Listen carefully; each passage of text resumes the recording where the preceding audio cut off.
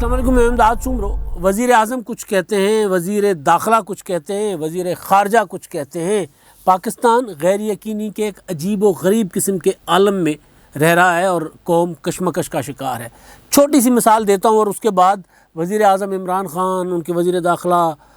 شیخ رشید صاحب، وزیر دفاع پرویز خٹک صاحب، اور پھر ایک اسحاق ڈار صاحب نے الگ سے ایک بڑا وہ کیا کہتے ہیں جس کو بم شیل، وہ انہوں نے پھینک دیا ہوا ہے۔ تو وہ سارے معاملات ہیں، لیکن پہلے ذرا مطلب چھوٹی سی ایک چھوٹا سا نمونہ ہے کہ کل شام کو رات کو واٹس ایپ، انسٹاگرام اور دوسرا کیا ہے فیس بک، جو فیس بک کے گروپ کے جو سارے ایپس ہیں یہ بند ہو گئے، ان پر کام کرنا انہوں نے بند کر دیا۔ تو اس کے بعد فون کی گھنٹیاں بجنا شروع ہوئے، کڑکنے شروع ہو گئے باقاعدہ، ایک فون بند کرو دوسرا بند کرو تیسرا۔ کیا ہو گیا ملک میں؟ مارشل لا لگ گیا ہے، پابندی لگ گئی ہے سوشل میڈیا پر، حکومت نے کوئی سارا کچھ بند کر دیا، انٹرنیٹ بند کر دیا ہے، فلاں ملک کا ماڈل تو نہیں آ گیا، یہ ہو گیا وہ ہو گیا، اور پنڈورا لیکس کو اس سے جوڑا جاتا رہا، مریم نواز سے جوڑا جاتا رہا، نواز شریف صاحب کے معاملات سے جوڑا جاتا رہا، حکومت کے معاملات سے، یعنی عجیب و غریب، جتنے فون اتنے فلسفے، جتنے فون اتنی تھیریز، یعنی جو ہر بندہ فون کرنے والا الگ الگ تھیری پیش کر رہا تھا۔ اور جان تب چھوٹی جب واٹس ایپ نے اور فیس بک نے اپنا ایک وضاحتی بیان ٹویٹر پر جاری کیا، یعنی جو ان کے مخالف یا ایک الگ سے جو سوشل میڈیا کی رابطوں کا ایک کی ہے وہ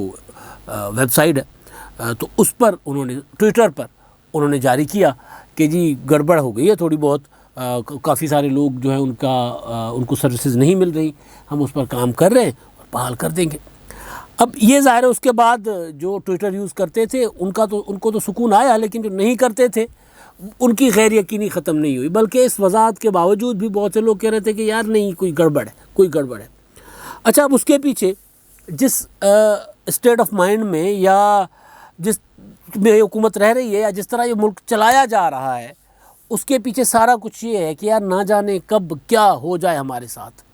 کہ وزیر اعظم کو پتہ نہیں ہوتا کہ ملک میں کیا چل رہا ہے، وزیر داخلہ کو پتہ نہیں ہوتا ملک میں کیا چل رہا ہوتا ہے، یعنی ایک ہی کمرے میں بیٹھ کے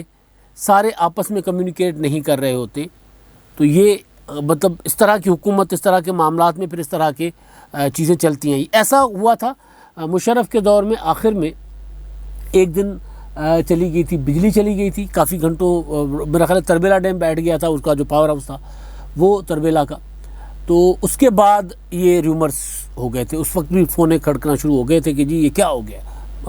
مشرف چلے گئی، حکومت چلی گئی، یہ ہو گیا وہ ہو گیا۔ اور ایسا ہی ایک نواز شریف صاحب کے دور میں ہوا تھا، سردیوں میں وہ بیٹھ گئی تھی دھند کی وجہ سے۔ اب یہ لوڈ شیڈنگ ہونا، ٹیلی فون، ہم کیونکہ اس دور میں بھی رہے ہیں جس دور میں یہ والے موبائل شوبائل نہیں ہوا کرتے تھے، جس دور میں ٹیلی فون تھا، جس دور میں فیکس مشین تھی، جس دور میں انٹرنیٹ تھا، انٹرنیٹ کے ساتھ موڈم لگا ہوا اور کام کرنا، تو وہاں یہ والی پرابلمس ہمیں فیس کرنا پڑتی تھی۔ بجلی چلی گئی ہے جی، بجلی چلی گئی، اچھا جی انٹرنیٹ نہیں آ رہا، عجیب و غریب انٹرنیٹ نہیں آ رہا، پھر فون کرو، یہ کرو وہ کرو۔ اور اس کے علاوہ جو ٹیلی فون کے اپنے معاملات ہوتے تھے، ٹیلی فون کی لائنیں بیٹھ جایا کرتی تھیں، تو یہ چلتا تھا۔ لیکن یہ جب خاص طور پر وہ جو دو میں نے واقعات بتائے مشرف نواز شریف صاحب کے زمانے میں، وہ دو واقعات کے علاوہ اس طرح کی سراسیمگی، اس طرح کی بے یقینی، اس طرح کی اضطراب کبھی نہیں ہوا جس طرح کا اس حکومت میں ہے۔ اس کے پیچھے کیا ہے؟ ایک موٹی سی مثال، وزیر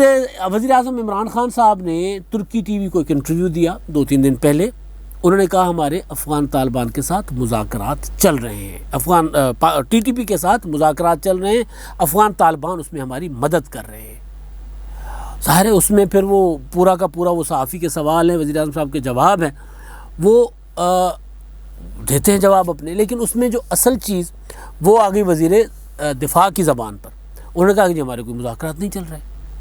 اچھا چلیں جی، وزیر دفاع جو ہیں وہ عمران خان صاحب سے ناراض ہیں، باغی بھی ہیں، ممکن ہے ان سے عمران خان صاحب نے پوچھنا مناسب نہ سمجھاؤ، جن کے وہ وزیر ہیں وہ مذاکرات وہ کر رہے ہیں، تو لہٰذا عمران خان صاحب کے ساتھ وہ رابطے میں ہوں گے، وہ دفاعی ادارہ جو ہے افواج پاکستان۔ تو عمران خان صاحب نے سوچا ہوگا کہ یار اس کو یہ کیا ہے، میرا وزیر ہی ہے نا، تو میں براہ راست نیچے معاملات کر لیتا ہوں، تو مذاکرات تو ہو سکتا ہے، مطلب ایک شک کیا جا سکتا ہے کہ اسی وجہ سے ان کو خبر نہ ہو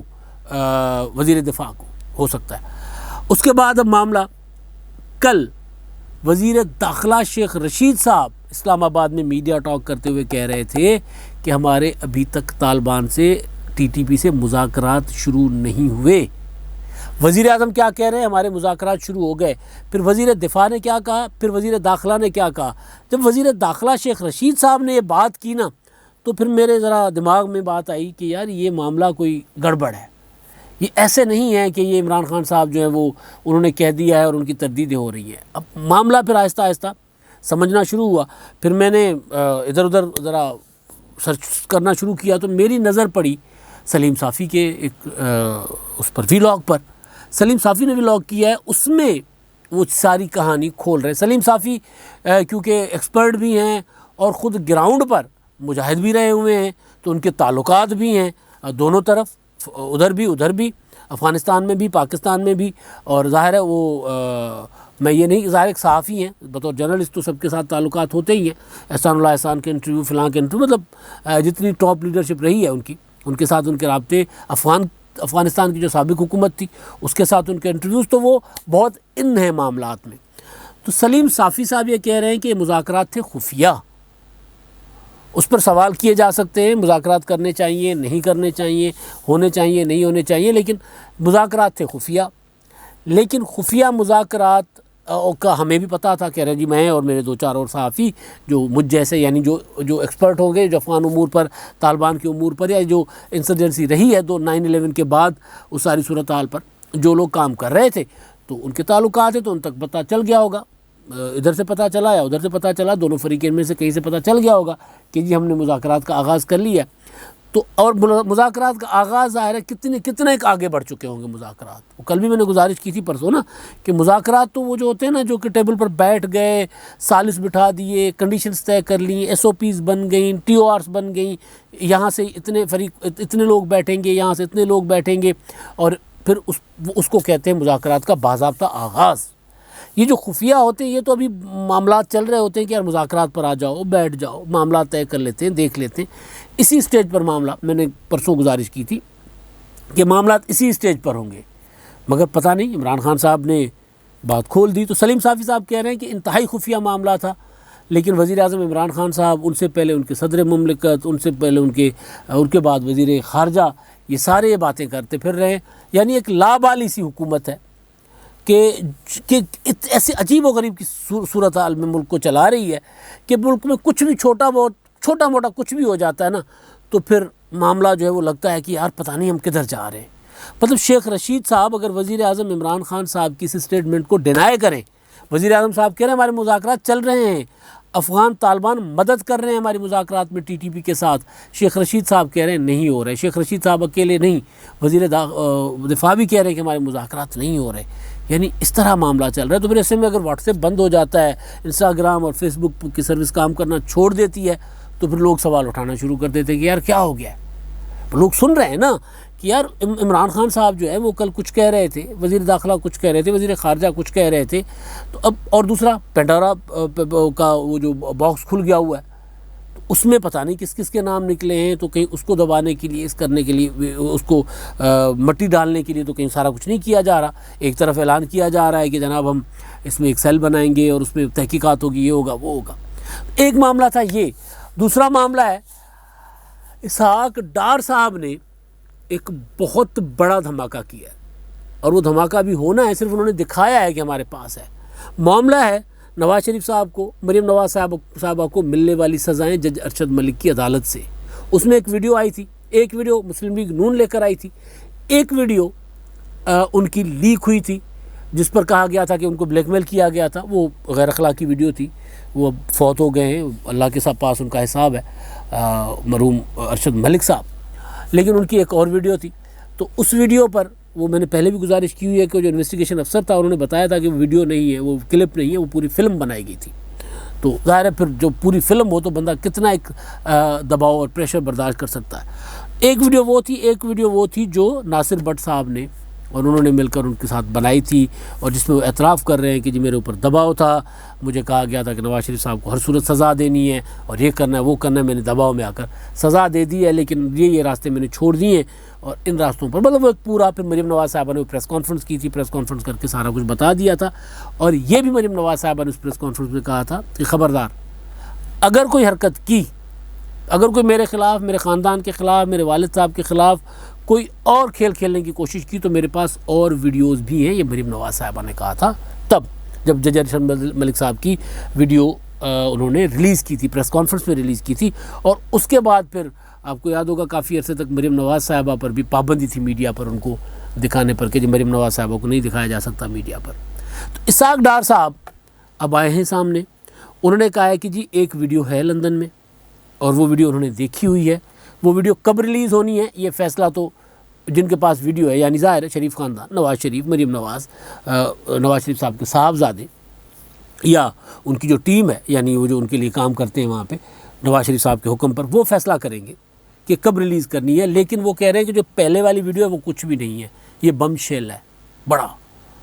اب وہ بم شیل کب پھٹتا ہے، کیا ہوتا ہے، کچھ ہمارے جو سینئر ہیں استاد ہیں ہمارے سعید چوئی صاحب، وہ یہ کہہ رہے ہیں کہ کچھ ڈاکومنٹس بھی بن گئے ہوئے ہیں اور بہت سارا ایویڈنس اکٹھا کر دیا گیا ہے کہ کس طرح مریم نواز صاحبہ کو کے لیے چیزیں فیبریکیٹ کی گئیں، بنائی گئیں، کس طرح نواز شریف صاحب کے لیے ڈاکومنٹس وغیرہ تیار کیے گئے. وہ سارا ایک دستاویزی ایک پورا کا پورا تیار کیا گیا ہے وہ ثبوت، اور اس پر مسلم لیگ نون پریس کانفرنس کرے گی. وہ 6-7 ستمبر 1-2 دنوں کے بعد ممکن ہے وہ کریں، ممکن ہے نہ کریں، ان کی مرضی ہوتی ہے. پیچھے انہوں نے کہا تھا ہم وائٹ پیپر جاری کریں گے عثمان بزار کی حکومت کے خلاف، 2-3 ڈیٹیں دینے کے بعد کیا تھا، تو ممکن ہے کہ بعد میں کریں. لیکن بہرحال ایک ان کے لیے ان کے پاس یہ چیز بھی پڑی ہوئی ہے کہ وہ کسی بھی وقت وہ ریلیز کر سکتے ہیں، کسی بھی وقت انہوں نے جو ہے وہ ثبوت بھی، وہ جو ڈاکومنٹری ثبوت ہیں، وہ جو دستاویزی ثبوت ہیں، اور وہ جو ویڈیو ہے وہ نواز شریف صاحب اس کا فیصلہ کریں گے کہ کس وقت وہ ویڈیو ریلیز کرنی ہے. لیکن اسحاق ڈار صاحب کہتے ہیں کہ ویڈیو ہے.